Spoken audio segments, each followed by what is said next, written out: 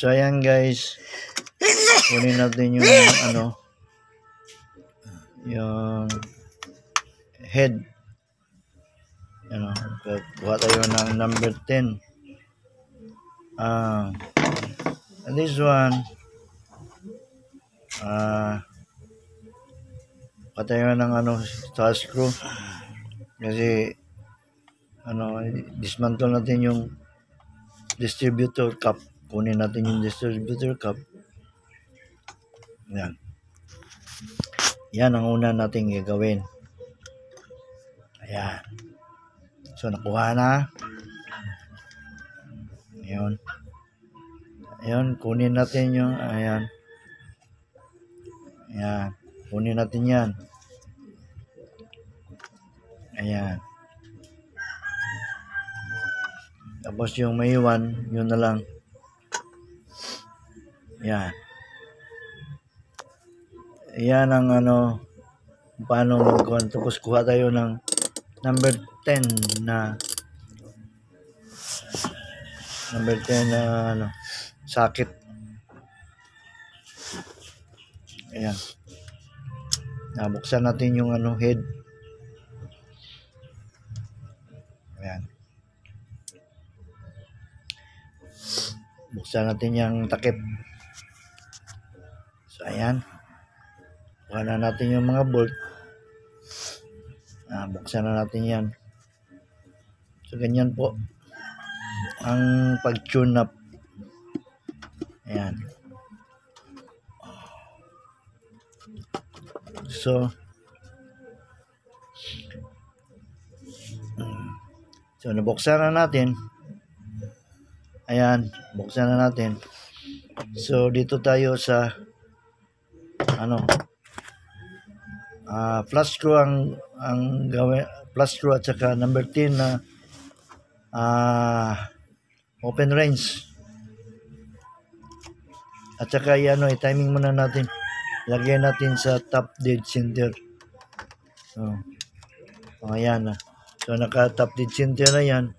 Uno yan sa uno. So yan. Mo to. Kailangan maka top dead center saka uno dito sa distributor. So ayan. Ayan, nakauno na yan, Nakauno na yan. Saka top dead center na yun doon. Ayan. So yan ang exact clearance, timing. Exact timing ng pagkuha ng timing doon sa number 1 na number 1. Ayan. So ang gawin natin, kuha tayo ng filler gauge. Gamit tayo ng number 10 na open range. At saka flash screw. Para ayan, number 10 na open range. At saka flash screw. Ayan. So ang nating i-tune up yan yung uno na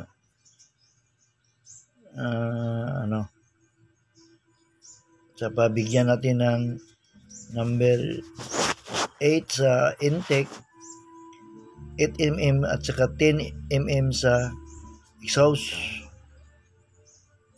So yan mga kaijara.